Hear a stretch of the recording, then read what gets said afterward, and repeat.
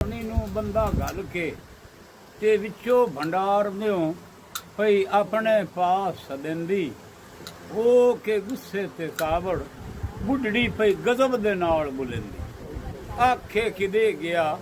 ਅਕਲ ਤੇ ਹੋਸ਼ ਤੇਰਾ ਨਹੀਂ ਧੀਏ ਹੁਣ ਯਾਰੀ ਪਈਆਂ ਨਾਲ ਕਾਮੇਂਦੇ ਲੈਂਦੀ ਕਿਦੇ ਗਿਆ ਹੋਸ਼ ਹਵਾਸ਼ ਤੇਰਾ ਸਨ ਜਗ ਦੇ ਵਿੱਚ ਪਈ ਹੋਈਓ ਬਦਨਾਮ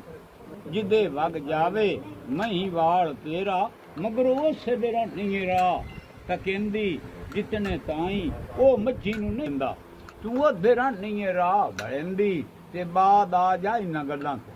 ਹੁਣ ਮੈਂ ਤੈਨੂੰ ਅਗਲੀਆਂ ਭੁੱਲ ਬਖਸ਼ਿੰਦੀ ਆਖੇ ਲੱਗ ਜਾ ਮੇਰੇ ਤੇ ਮਾਂ ਪਈ ਮੱਤੀ ਧੀ ਨੂੰ ਦਿੰਦੀ ਬੁੱਢੜੀ ਬਹੁ ਸਿਰ ਖਪਾਇਆ